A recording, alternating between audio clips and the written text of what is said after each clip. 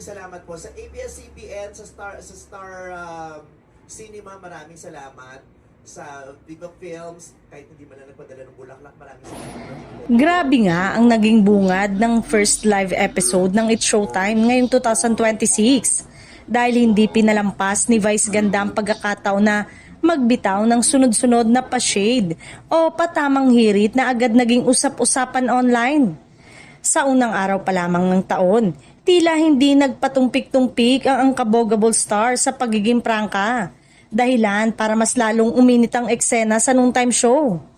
Isa sa pinakamatunog na hirit ni Vice ay ang patama niya sa Viva Film, ang co-producer ng kanyang 51st Metro Manila Film Festival official entry na Call Me Mother. Kaugnay ito ng kanyang pagkapanalo ng Best Actor Award, kung saan nagpasalamat siya sa Star Cinema pero may kasunod na banat sa Viva, ani Vice. Sa Star Cinema, maraming salamat. Sa Viva Film na hindi man lang nagpadala ng bulaklak, maraming salamat na rin po. Dito pa lang ay ramdam na ang halong biro at tila hinanakit. Hindi pa doon nagtapos ang hanash ni Vice nang idagdag pa niya. Oo, wala man lang anything. Kumobra na lang. Sabay tawa. Bagamat may halong patawa, kapansin-pansin sa maraming manonood na may lalim ang mensahe ng komedyante. Para sa ilan, simpleng biro lang ito pero para sa iba, malinaw itong call out sa kakulangan ng appreciation mula sa isang malaking kumpanya. Dahil dito, umani ng samot-saring reaksyon ng pahayag ni Vice sa social media.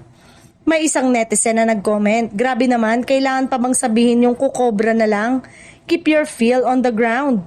Ngunit agad din itong sinagot ng isa pang netizen na nagsabing siguro naman hindi sila malulugi sa simpleng pabuking ng bulaklak sa dami ng perang pinapasok ng talent sa kumpanya nila. So yes, kailangan yun sabihin and deserve ma-call out. Sa ngayon, tila deadma pa rin ang Viva Film sa issue pero ang mga fans na mismong nag-aaway online dahil sa pagiging payag ni Vice.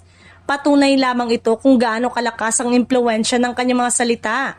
Isang simpleng hirit na nauwi sa mas malalim na diskusyon tungkol sa pagpapahalaga sa mga artista.